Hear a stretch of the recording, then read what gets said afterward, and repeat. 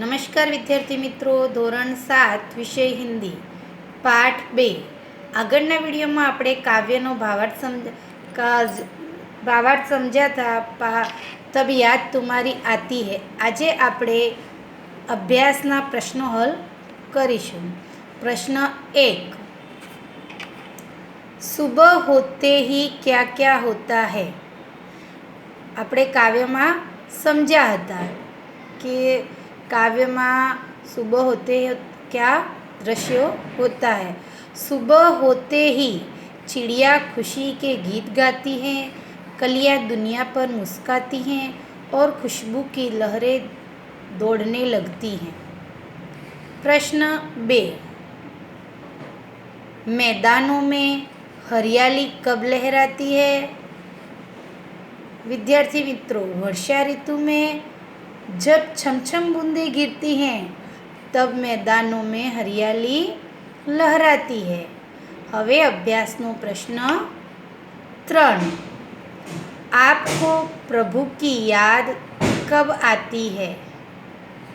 जवाब છે मुझे चिड़िया के गीत सुनते समय, खुशबू की लहरें आते समय, वर्षा की बूंदें गिरते समय, बिजली के चमकते समय प्रभु की याद आती है. प्रश्न 4, तुम सुबह में उठकर क्या क्या देखते हो.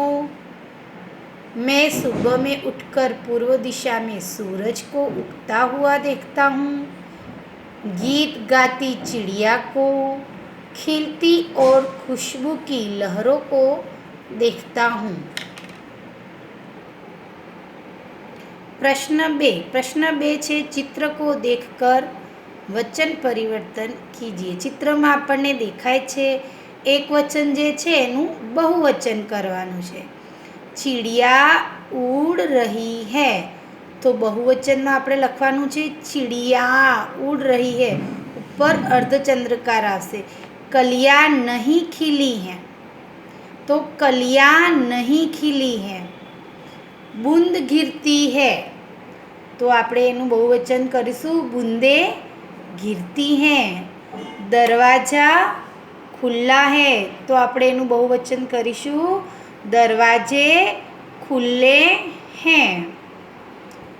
હવે લડકી, હવે એનું બહુવચનમાં આપેલું છે પણ લડકિયા ખેલ રહી हैं, તો એનું આપણે એક વચન કરવાનું છે, તો લડકી खेल रही है.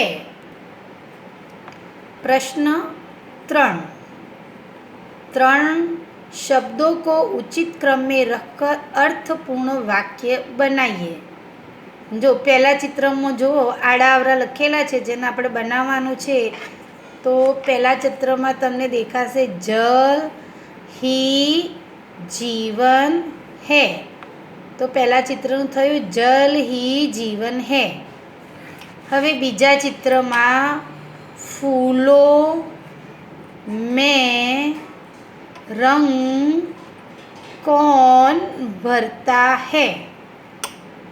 હવે આપણે ત્રીજું ચિત્ર જોઈશું. बादल में बिजली क्यों चमकती है. तो बादल में बिजली क्यों चमकती है. હવે આપણે સ્વાધ્યાયના પ્રશ્ન લઈશું.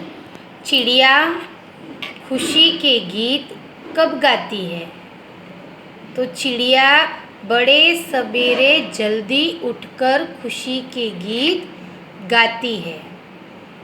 प्रश्न 2, सुबह होने पर प्रकृति में कैसे बदलाव आते हैं.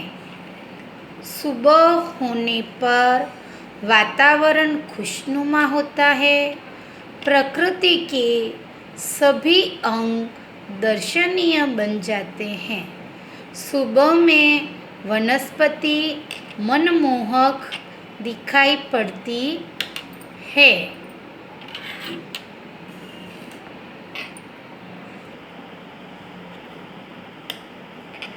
प्रश्न 3, पृथ्वी पर हरियाली कब छा जाती है. जवाब, जब छम छम कर बूंदे गिरती हैं तब पृथ्वी पर हरियाली छा जाती है। प्रश्न 4, हरियाली कहाँ कहाँ दिखाई देती है? આપણે કાવ્યમાં આવ્યો છે, मैदानों, वनों और बागों में हरियाली दिखाई देती है। હવે પ્રશ્ન 2 છે, કાવ્ય પંક્તિનો ભાવાર્થ કરવાનો છે। कलियाँ दरवाजे खोल खोल जब दुनिया पर मुस्काती है, अर्थात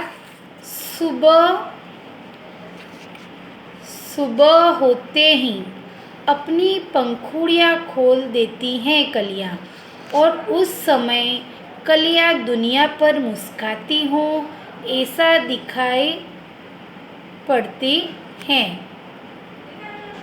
હવે બીજો ભાવાર્થ, जब छम छम बूंदें गिरती हैं बिजली चमचम कर जाती हैं, अर्थात वर्षा ऋतु में जब छम छम कर बारिश की बूंदें गिरती हैं और तब बिजली चमचम कर चमकती है।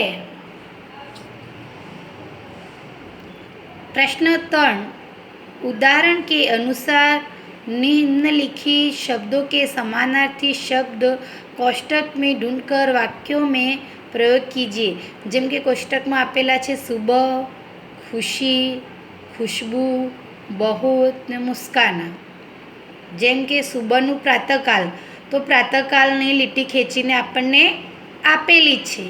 એવી જ રીતના ખુશીનું આપણે અંદરથી ખુશીનું આનંદ મળી ગયું ને મિત્રો। હવે ખુશ્બુનું સુગંધ।